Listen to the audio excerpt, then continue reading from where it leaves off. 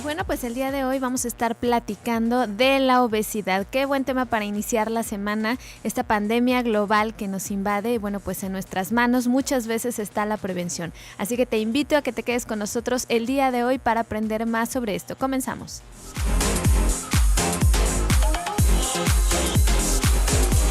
La salud física, mental y emocional dependen de la calidad de tu alimentación y de tu estilo de vida. Ponte en línea con el 1040 y descubre que todo se puede. A partir de este momento, quedas en línea con Ruth León. Iniciamos.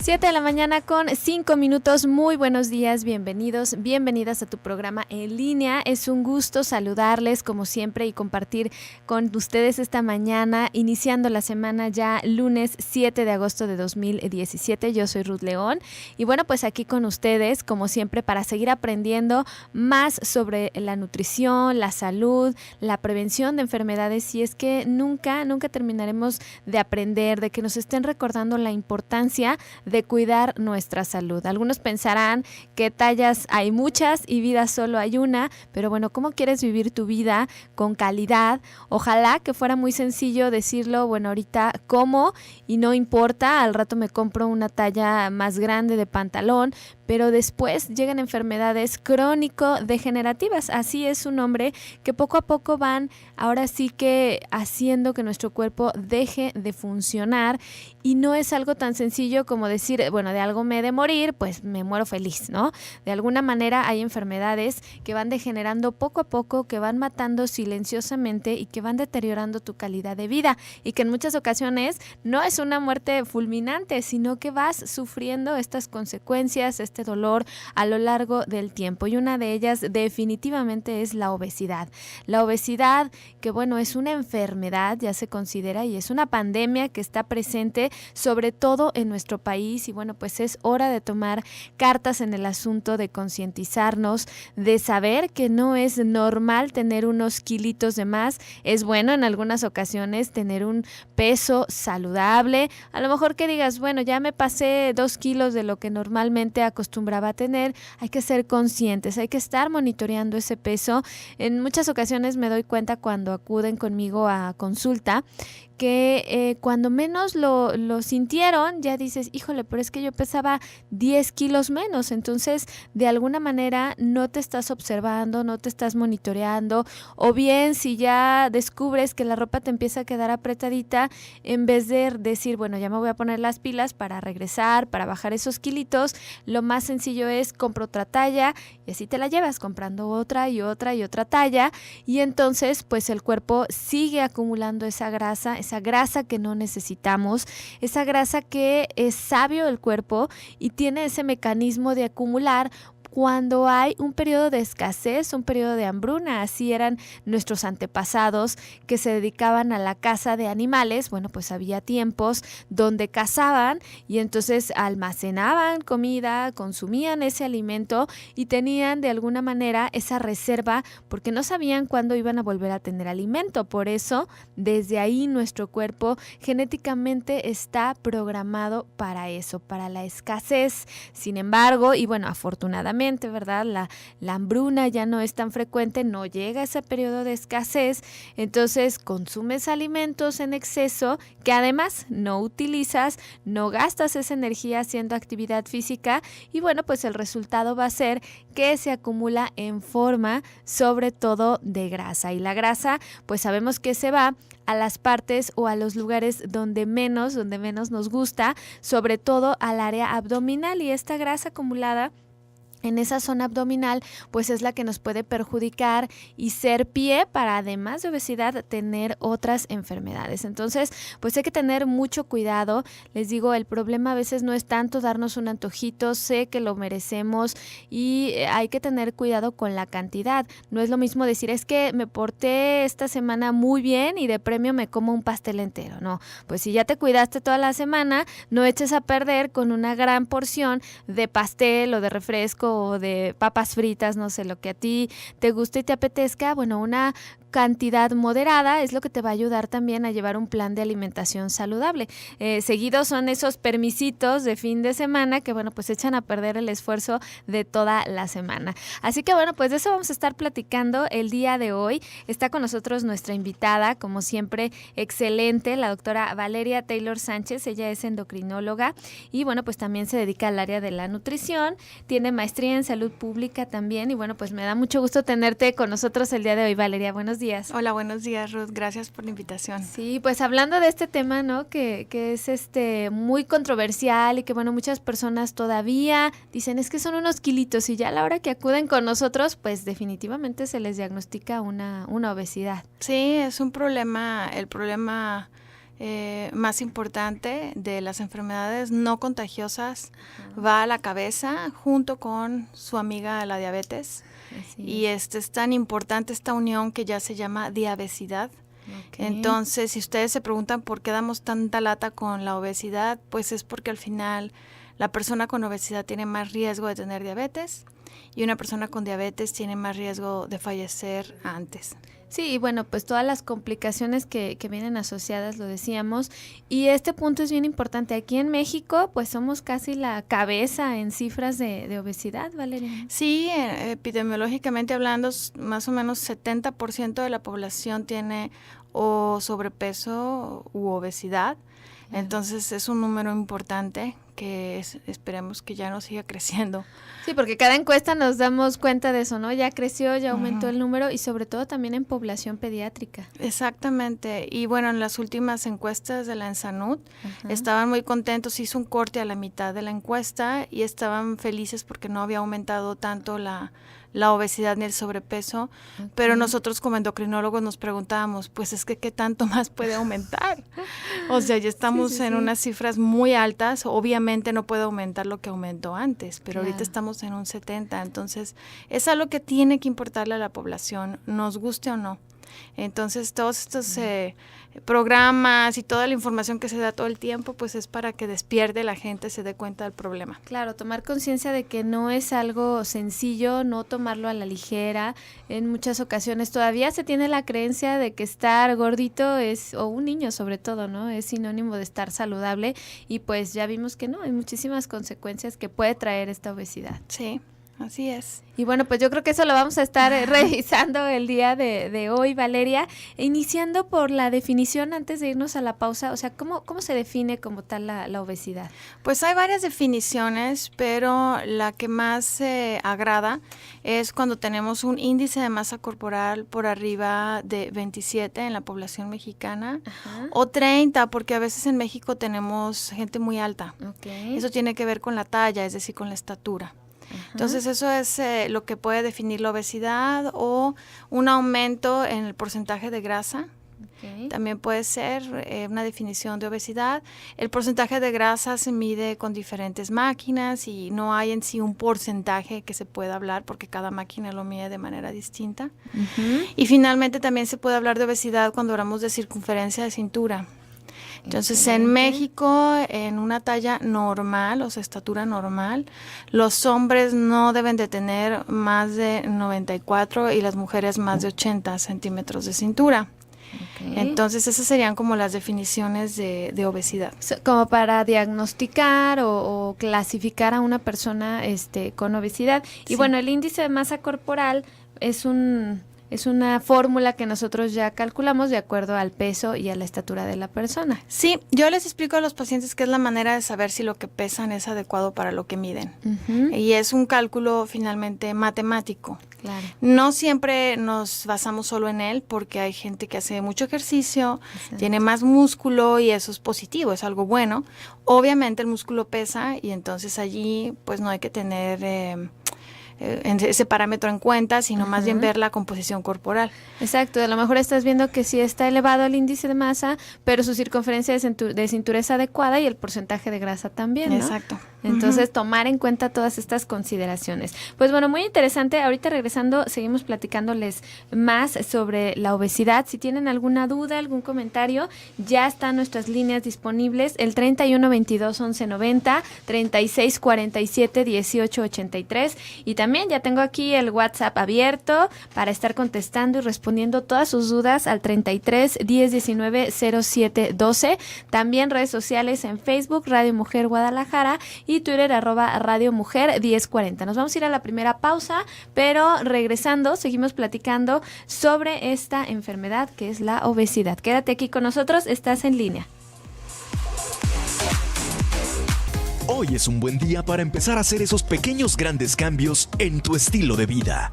Seguimos en línea en el 1040 Radio Mujer.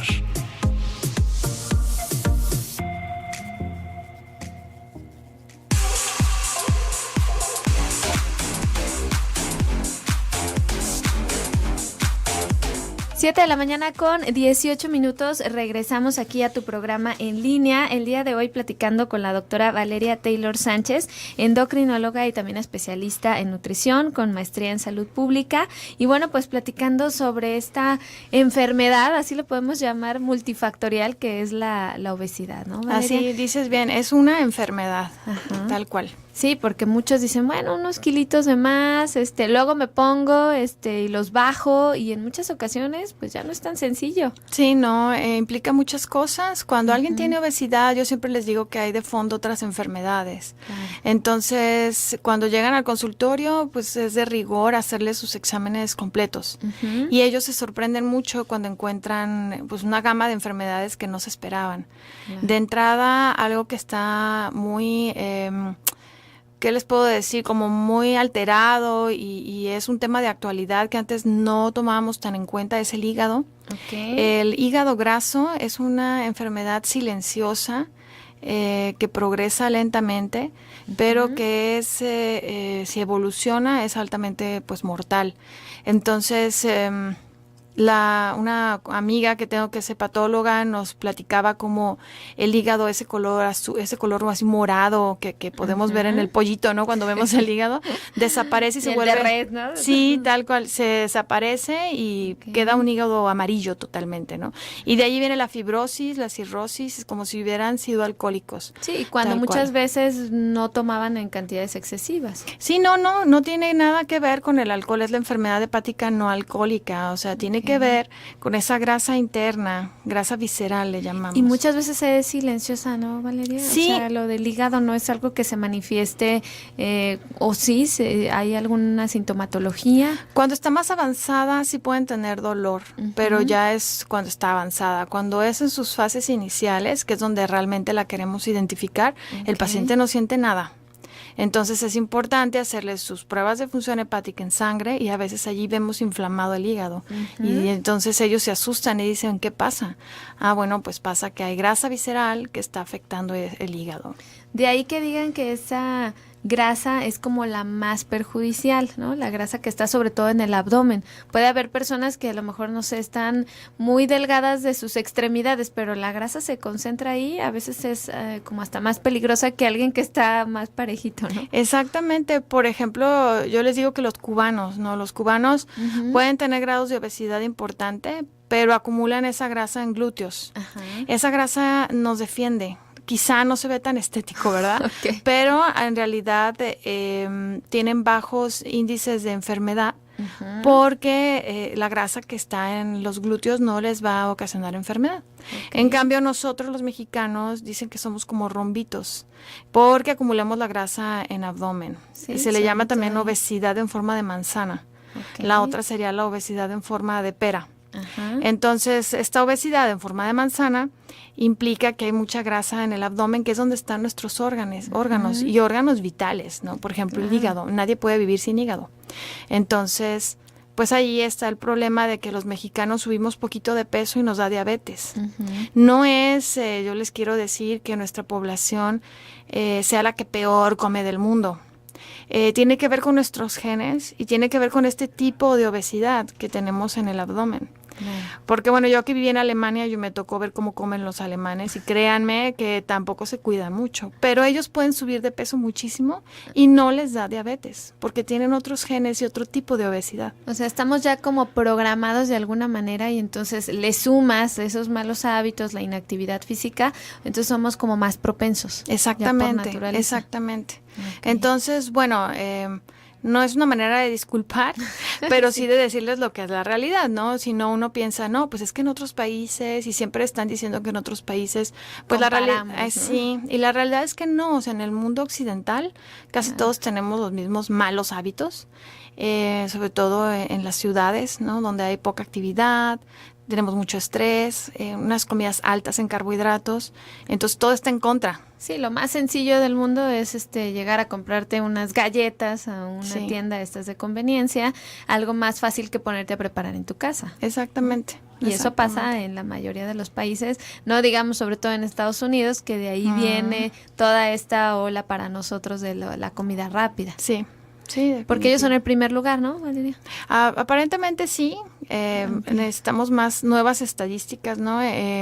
Pero como tú dices, la importancia ahorita es la obesidad infantil, que está creciendo cada vez más. Por ejemplo, en países como Italia, donde no se tenían problemas, ahorita la obesidad infantil es una de las más importantes.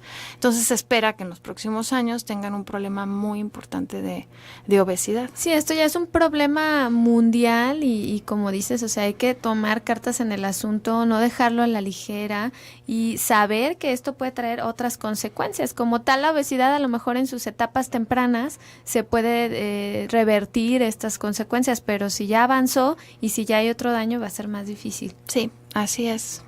Ok, Vanessa. Entonces decíamos que con el índice de masa corporal nosotros podemos saber si nuestro peso es adecuado a la estatura. Sí, exactamente. Si ustedes quieren saber si tienen o no obesidad, pues tienen que estar seguros de cuánto miden. Eso se debe de hacer sin zapatos, con una escala que está usualmente pegada a la pared. Y bueno, cualquier licenciado de nutrición o cualquier médico lo puede realizar. Es importante hacerlo porque la mayoría de la gente piensa que mide más. Sí. Y la mayoría de la gente piensa que pesa menos. Entonces sí es importante hacerlo y después pues realizar la toma del peso, que debe ser con la menor ropa posible. Pues en consultorio es difícil quitarles toda la ropa, pero sí se les pide que quiten llaves, monedas, lo más ligero, ¿no? celulares, sí, sobre todo los hombres que todos se guardan en los bolsillos. El fajo que a veces la hebilla pesa mucho. Sí, dejan así en el escritorio sus 3 kilos de cosas que traen. Las mujeres pues usamos bolso, entonces es más fácil. Y algunas veces tenemos ya los aparatos que son los encargados de medir la composición corporal, también es muy importante. Pero como les decía, ese es el estudio inicial cuando alguien tiene obesidad. Ya el médico les dirá si tienen sobrepeso u obesidad. Con nosotros en realidad no hay mucha diferencia. Si hay alguien con sobrepeso que tiene una grasa visceral elevada, tiene mucho riesgo de tener diabetes o prediabetes. Claro. Entonces el fin de estos pacientes pues es hacerles un examen general, exámenes generales que les repito, todos tenemos la obligación de hacerlos una vez al año. Y entonces ahí se define si hay alguna enfermedad de fondo. Usualmente sí la hay. Es raro el paciente que sale con unos exámenes totalmente normales, que bueno, a mí me da mucho gusto cuando eso sucede, pero en realidad es raro. ¿Qué es lo más normal? Pues salen con problemas de lípidos. Cuando hay una prediabetes, lo primero que sucede es que se empiezan a elevar los triglicéridos, que son unas grasas en el cuerpo que se elevan cuando comemos carbohidratos. Y estas grasas están altamente influenciadas por la insulina. Entonces, para nosotros como endocrinólogos, si vemos a alguien que tiene los triglicéridos elevados, ya sabemos que trae diabetes o prediabetes. Es como un foquito rojo, ¿no? Que ahí va marcando el cuerpo y como que está un pasito de... Sí, entonces ahí ya nada más tenemos que voltear a ver la glucosa o exámenes de insulina que les pedimos nosotros. Algo aquí importante que quiero mencionar, la prediabetes sí existe, porque de repente, bueno, ha sido una lucha incluso con los médicos de decirles la prediabetes sí existe, es muy importante diagnosticarla porque tiene menos riesgo que la diabetes y se puede quitar.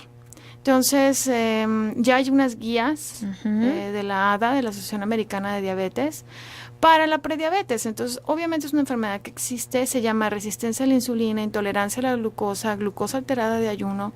O sea, todas estas alteraciones en la glucosa indican que ya no estás normal, pero que todavía no tienes diabetes y se debe de tratar con tratamiento médico. Y como decías, Valeria, lo importante en esta etapa es que muchas veces se puede prevenir o retrasar entonces la diabetes. Exactamente. Entonces, suponiendo que el paciente ya le diagnosticamos su prediabetes, sus triglicéridos altos, a veces traen el ácido úrico muy elevado también o las enzimas hepáticas están alteradas. Bueno, la buena noticia es que si el paciente cambia su estilo de vida, todo esto es reversible. Entonces, de ahí la importancia de que tengan una buena dirección, porque dirección me refiero a que el médico les diga, estos medicamentos, porque obviamente tenemos que medicar, son durante el tiempo que tú quieras. Porque si el paciente no hace ejercicio, si el paciente no cambia su estilo de vida, pues la medicina es para siempre. Claro. No se va a quitar de la noche a la mañana. Los medicamentos no curan, controlan. Pero cuando entonces sí hacen cambios en el estilo de vida, en esa etapa de prediabetes es cuando sí les pueden retirar después los medicamentos si ya cambiaron, ¿no? Exactamente. Entonces, un trabajo que ponen, un tiempo de trabajo que establecen las guías son de 6 meses. Entonces, en menos de 6 meses ya debe de haber un cambio, con lo cual nosotros podemos valorar el retiro de los medicamentos. No, y está bien comprobado, ¿eh? La verdad es que las personas que se comprometen, empiezan a hacer ejercicio, bajan de peso, les va bastante bien, aunque desafortunadamente no son la mayoría, Valeria. No sé, en tu experiencia en consulta, pues hay uno que otro que dices, ay, ojalá que todos fueran así y se pusieran de esa manera a seguir con esos cambios, ¿no? Sí, en realidad la motivación es muy importante y que entiendan las prioridades bien, porque todos tenemos las prioridades volteadas, en donde la máxima es no tengo tiempo. No tengo tiempo por los hijos, no tengo tiempo por el trabajo, o a mí no me gusta esto, no me gusta aquello. No, es que ya no se trata de lo que le guste a uno o no. Claro. Hay ciertas cosas que tenemos que hacer. Sí, definitivamente, Valeria. Nos vamos a ir a la siguiente pausa, pero bueno, está muy interesante el tema. Si tienen alguna duda, comuníquense 31 22 11 90, 36 47 18 83 o a través del WhatsApp 33 10 19 07 12. Quédate con nosotros aprendiendo más sobre la obesidad. Regresamos.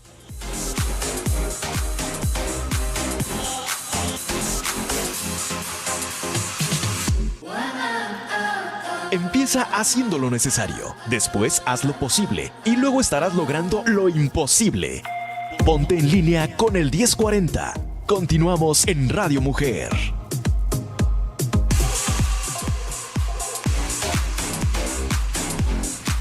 7 de la mañana con 33 minutos. Continuamos aquí en tu programa en línea. Gracias a todos los que nos están sintonizando. Ya por aquí nos escriben, dice, muchas felicidades por el programa. ¿Qué alimentos me pueden ayudar a recuperar masa muscular? Estoy en la menopausia. Muchas gracias. No me pone aquí su nombre, pero la terminación 1962. Valeria, ¿qué le pudiéramos recomendar? Miren, la manera de aumentar masa muscular no es con la alimentación, es con el ejercicio. De hecho, pues es la parte en donde vamos a hablar de ahora de la masa muscular. Es típico que nos digan cómo hago para tener más músculo con la alimentación. No, o sea, sí, obviamente la alimentación que tenga menos carbohidratos, un poquito más de proteína puede ayudar, pero definitivo, si una persona no hace ejercicio, el músculo se va a acabar. El músculo se necesita desarrollar por medio de la actividad física. Son las dos cosas a la vez, ¿no? De alguna manera, si comes saludable y aparte hacer ejercicio, pero la alimentación por sí sola no hace magia, pues ojalá. Exacto. Pero no. Y esa es otra cosa importante. Cuando tenemos a alguien con obesidad y hacemos su medición de composición corporal, usualmente les sale muy poco músculo y mucha grasa. Y entonces ahí les explico, aquí hay una deficiencia muscular. Y si no se ponen a hacer ejercicio, pues no la van a levantar. Es que esa es la otra parte que va a complementar perfectamente a la alimentación, porque la mayoría quiere únicamente a lo mejor hacer una dieta, entre comillas, pero sigue con ese hábito de no caminar, de no hacer ejercicio. Entonces lo único que va a pasar es que van a bajar algo de grasa, el músculo sigue deficiente y cuando dejan ese plan de alimentación, porque es lo usual, vuelven a recuperar. Claro. En cambio, si se ponen a hacer una actividad física y empiezan con su plan de de alimentación, recuperan músculo y el músculo lo que les hace es gastar energía, de tal suerte que en el futuro dejan el plan de alimentación y tienen más posibilidades de no recuperar el peso porque ese músculo sigue gastando energía. Claro. A lo mejor dices, ya se descuidan un poquito, pero como que continúan con esa actividad física, con ese hábito y no les va tan mal. Exactamente. ¿No? Si entonces, los pacientes que mejor pronóstico tienen son aquellos que hacen actividad física. Y luego la pregunta es ¿cuánta? Bueno, hay guías para la actividad física. Como adultos tenemos que hacer 150 minutos a la semana. Ya sea que ustedes lo dividan en 5 días, 30 minutos o 50 minutos, 3 días, como ustedes puedan. Y eso sería lo mínimo. Es lo mínimo, de ahí es para iniciar. Y los niños no, los niños tienen que hacer 1 hora diariamente de ejercicio, entonces las guías allí sí son diferentes para adultos y niños. Y fíjate qué importante, porque muchas mamás dicen, es que lo llevo a natación los sábados, ¿no? Un día a la semana, pero el resto de la semana el niño está con los videojuegos, está, bueno, ojalá haciendo la tarea, ¿no? Pero sedentario totalmente. Y esta hora, pues sí es buena, es recreativa, pero no nos apoya en cuestión de salud, a decir, está físicamente activo el niño. Exactamente. Y conocemos niños que sí, definitivamente dices, no paran, están brincando, corriendo, pero muchos otros no, están sentados tal cual con su tableta, su celular en la mano, porque ya desde pequeños ya tienen estos dispositivos y da tristeza ver eso, ¿no? Que ya no se mueven tanto como anteriormente lo hacían los niños. Sí, efectivamente, Ruth, es como una educación también. Claro. Y también en el adulto, pues, que digan, es que a mí no me gusta hacer ejercicio, no, es que no se trata de que les guste. Somos una máquina que está diseñada para hacer ejercicio y tenemos que hacernos por lo menos ese espacio de 150 minutos. Y pues esto va para los médicos también. Jamás el paciente nos va a hacer caso si nosotros no ponemos el ejemplo. Sí, no, hay que ser congruentes y de alguna manera demostrarles que uno busca la manera de generarte el tiempo para poder hacer actividad física. Exactamente. Como decíamos, media hora diaria, la verdad es que a veces en el celular ya perdiste hasta más de 1 hora o viendo la televisión y viendo cosas que no son tan productivas. Sí. Entonces, hay que buscar. Por aquí nos hacen una pregunta muy interesante. Dice, saludos a su invitada desde Chicago, es Susanita. Muchas gracias, Susi. Y dice, he tenido esta duda. Cuando se hace la liposucción del estómago, ¿ya no tienen los riesgos de salud mencionados? No, sí los tienen porque la grasa visceral es interna.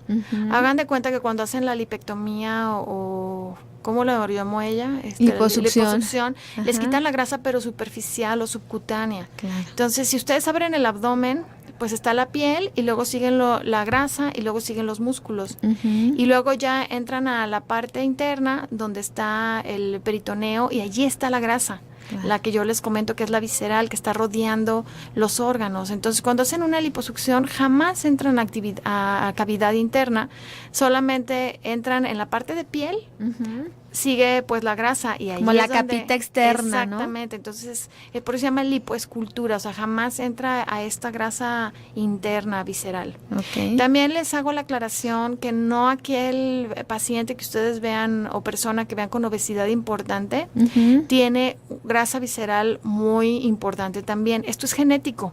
Yo tengo pacientes con sobrepeso, o sea, no llegan a obesidad y tienen una grasa visceral altísima y ya tienen diabetes.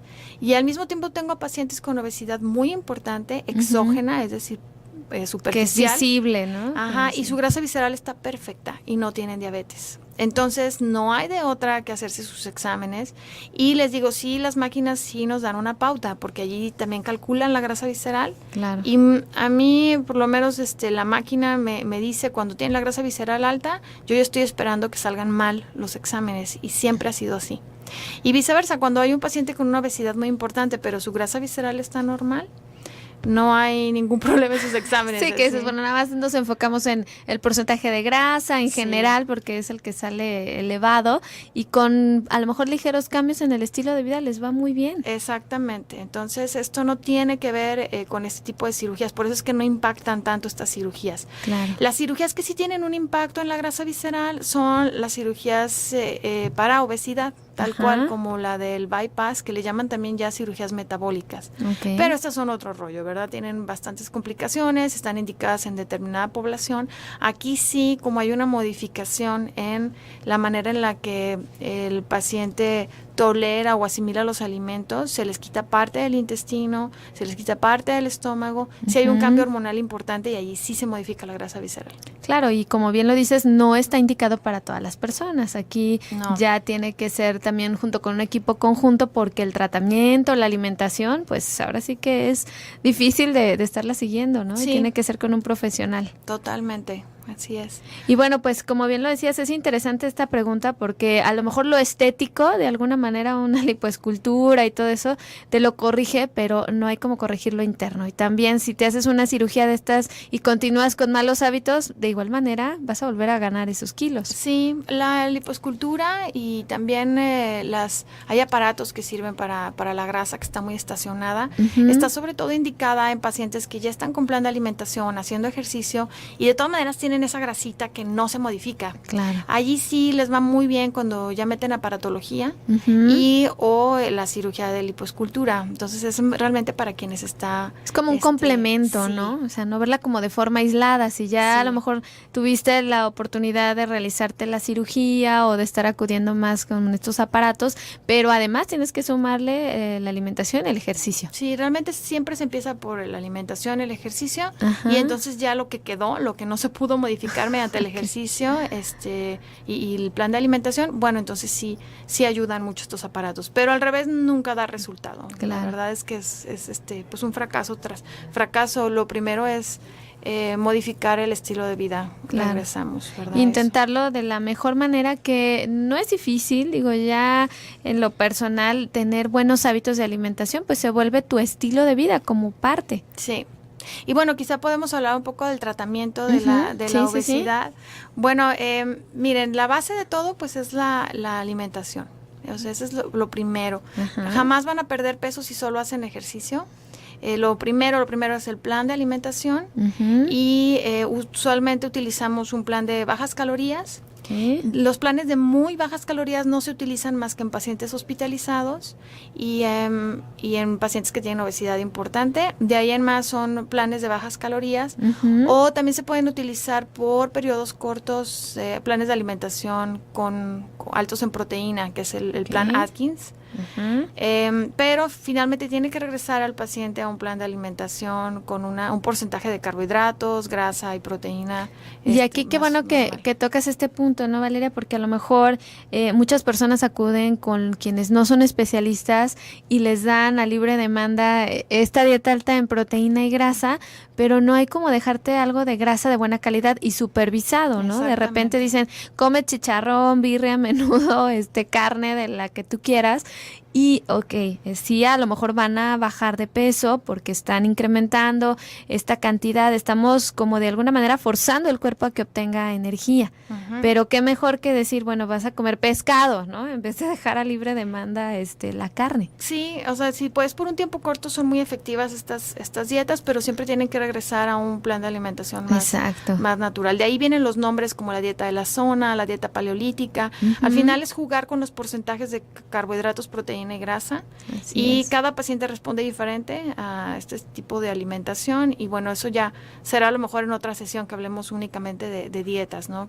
O planes de alimentación que se les da. Así es. Pero lo importante es que en determinado momento tienen que empezar con su actividad física.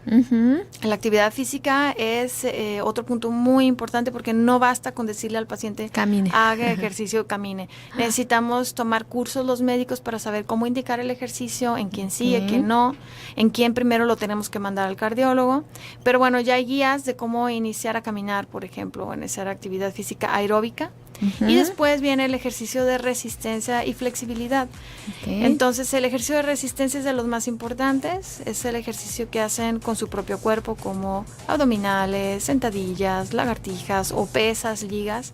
Muchas veces las mujeres no hacen este tipo de ejercicio y es el que más les ayuda a bajar de peso. Definitivamente tenemos la creencia de que nos va a lo mejor a aumentar el peso y bueno, pues no es así. Vamos a ir a la siguiente pausa, se nos va rapidísimo el programa. Valeria, muy a gusto platicando el día de hoy contigo sobre la obesidad. Regresando, seguimos más con sus preguntas y bueno, pues aprendiendo sobre el tratamiento de la obesidad. Quédense aquí con nosotros, están en línea.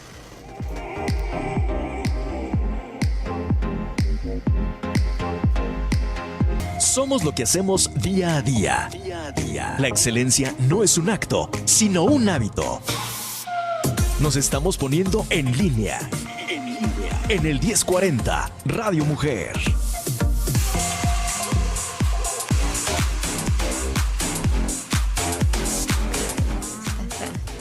7 de la mañana con 48 minutos, ya estamos de regreso en el último bloque de tu programa en línea. Esta mañana platicando con la doctora Valeria Taylor Sánchez, endocrinóloga y nutrición. Y bueno, pues aprendiendo mucho sobre la obesidad, Valeria. Por aquí le mando saludos a Guille Ramírez, dice saludos a Rudy y Valeria, gracias por sus atenciones y ayudar a mi esposo Zenobio Hernández. Dice, ojalá se acuerde de él. Muchas gracias y saludos a don Zenobio, claro que sí. Y bueno, Valeria, nos quedamos entonces en la parte del ejercicio, nada más para reafirmar un poquito que la actividad física debe de ser también combinada con estos ejercicios de resistencia. Sí, porque generalmente empezamos con el ejercicio aeróbico, que es correr, caminar, bicicleta, natación, elíptica, escaladora, tenis, ¿no? Algunos pacientes hacen tenis. Y luego uno les dice, muy bien, pero ahora necesitamos empezar ejercicio de resistencia. Y entonces ellos dicen, elíptica, no, escaladora, me voy a caminar. No, todo eso es aeróbico. Necesitan irse, si están en gimnasio, al área de aparatos y hacer pesas. No es necesario hacer pesas. Cargar muchísimo, ¿no? Exactamente, porque luego tiene uno esa idea. O meterse a clases, por ejemplo, si hay clases en el gimnasio de pilates. La mayoría de las personas que no están en un gimnasio también lo pueden hacer porque se trata del ejercicio que haces con tu propio cuerpo. Claro. Como sentadillas, medias lagartijas o lagartijas completas. Abdominales simplemente, ¿no? Que a veces dicen, es que esta grasita aquí, le digo, es que como ya es algo muy focalizado, el ejercicio te va a apoyar bastante. Sí, exactamente. Y ir aumentando poco a poco el número de repeticiones. Y todo eso, les digo, ya está diseñado. Realmente nosotros solamente tenemos que aplicar esas guías. Claro. Finalmente, el ejercicio de flexibilidad incluye algunos tipos de yoga. Y al estirarse, yo les digo, hay que estirarnos siempre después de hacer ejercicio, nunca antes, es siempre después. Y es importante también el hecho de hacerlo porque eso mejora muchísimo ¿cómo les puedo decir? La capacidad muscular. Claro. Entonces, todos los ejercicios que les comento son importantes y se tienen que realizar, y por eso es que como médicos tenemos que tomar cursos para saber por lo menos cómo iniciar el ejercicio. Individualizar, ¿no? También personas que nunca han hecho, bueno, pues poco a poquito ir aumentando el tiempo, la resistencia. Así es. Y bueno, finalmente hay pacientes en los que sí podemos indicar medicamentos para bajar de peso. Que ese sería como un tercer pilar, ¿no? Ya dijimos alimentación, ejercicio y medicamento en algunos casos. Exactamente. ¿Como quién sí, Valeria? Miren, los pacientes que pueden iniciar con medicamento de primera intención son aquellos que tienen que bajar muchos kilos, porque sí necesitamos apoyarlos a que pierdan ahora sí que lo más que puedan. O pacientes que tienen mucha ansiedad, porque se boicotean y no pueden cumplir sus planes de alimentación. Entonces les sirve mucho darles de entrada un plan de alimentación que los tenga tranquilos, los apoya a bajar de peso, eso les da motivación. Entonces esos son pacientes especiales. De ahí en más yo prefiero usar los medicamentos en pacientes que ya están haciendo plan de alimentación, ejercicio, y de repente frenan, de repente van muy bien y de repente ya se estancan y dices, híjole, está haciendo todo lo que yo le dije y aún así no veo un resultado. Entonces ahí es donde utilizamos los medicamentos para pérdida de peso.